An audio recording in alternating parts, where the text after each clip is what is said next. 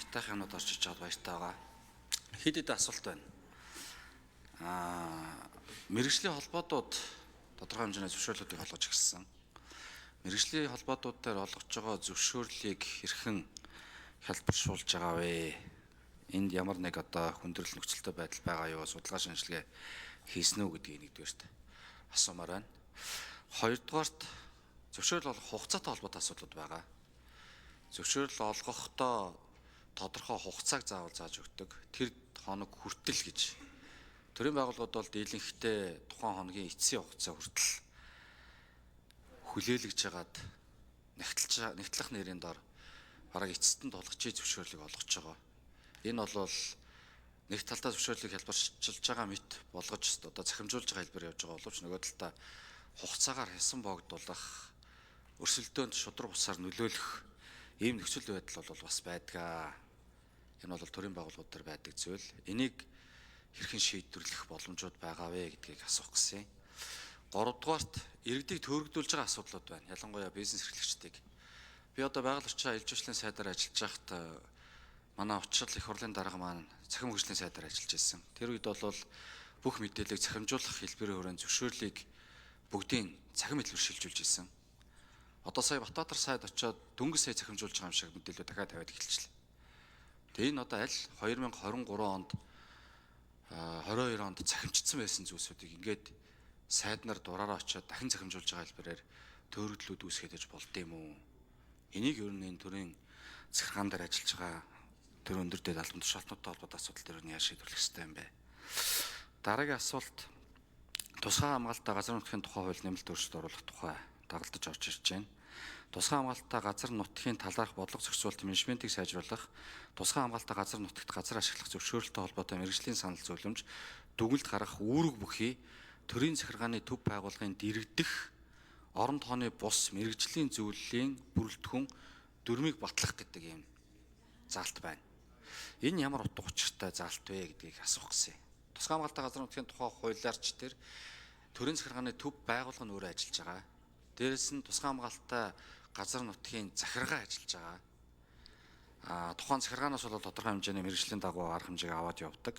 Гэтэл дахиад төрийн захиргааны байгууллагын дэргэдэх орон тооны бос мэргэжлийн зөвлөлийн бүрэлдэхүүн дүрмийг батлах гэж оруулж ирж байгаа нь яг ямар учир зүгээр оруулж ирж байгаа заалт вэ гэдгийг асуух гэсэн. Баярлалаа.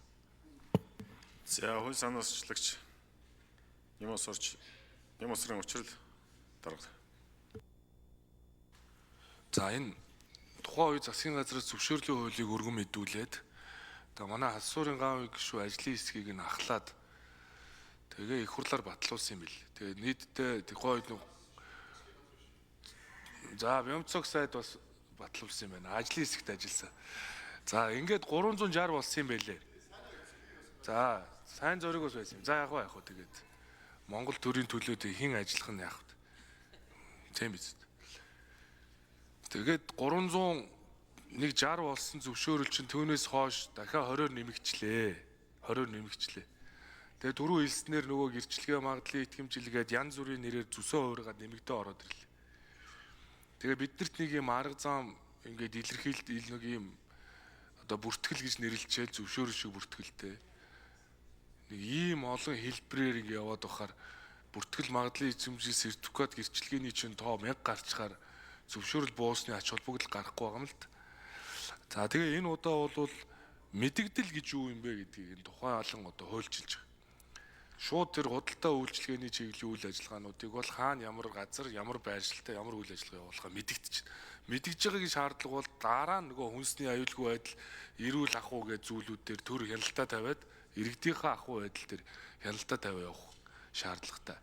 Зүгээр энгийн зөвшөөрөл гэж байдаг. Энгийн зөвшөөрөл рүү бол тусгай зөвшөөрлөөс олон энгийн зөвшөөрөл шилжүүлж байна. Яагаад энгийн зөвшөөрөл рүү шилжүүлж байна гэхээр энгийн зөвшөөрөл бол 22 хоног дотор төрийн байгууллага тэр зөвшөөрлийг олгосноо эргэж хариу мэдэгдээгүй бол шууд эхэлнэ гэдэг ийм зөвшөөрлийн хуулийн зарчим байна. Хариу өгөхгүй бол шууд ажиллаа эхэлнэ. Тэгэхээр энэ хуулиар бид нэр энгийн зөвшөөрлийн тоог нэмэгдүүлж байна. Дээрээс нь нийт 120 энгийн зөвшөөрөл 30 мэдэгдлийг хуульчлаад энийг мэргэжлийн холбоодууд руу шилжүүлэх эрх зүйн орчин нээж байна. Ингээд ер нь зах зээлд төрийн оролцоог бууруулах зорилготой ийм хууль болж байгаа. Төсвийн үрээж тэгж батлагдсан шүү дээ. Тэгэхээр энэ зөвшөөрлийн хууль гарснараа болвол хөдлийн, ажлын, хөдөлмөр эрхлэлийн амьдралаа авч явъя гэсэн хэн болгон чөлөөтөө амьдрах боломжийг л чөлөөлж өгч байгаа. Жишээ нь өчигдөр өнөөдөр бид нар энэ сэргээгт хэрчмөстэй тогтоол батллаа шүү дээ. Тэгэхээр нарны панел тавиад төвийн дулаанд өгөө гэд тэндээсээ орлого олъё гэхээр дахиад зөвшөөрөл хийх нь. Тэр 10 гаруй бичгээр энэ хэн бүрдүүлээ явах юм бэ? Дээрээс нь өнгөрсөн хугацаанд сая Батэрдэн сайд хэлсэн тэр цахимын сайд байх үеэс ахуулаад бид нэр цахимжуулах ажлыг хийсэн. Одоо нийт 122 зөвшөөрлийг бүрэн цахимжуул дууссан. Энийг яамдууд хэрэглэх л ёстой. Энгүүл хүн оролцохгүй байхгүй. Тухайн үед игээ дууссан. Одоо хэрэглэх л хэрэгтэй. За. Хосно. Тодорлох юм. За, гавыг сайд.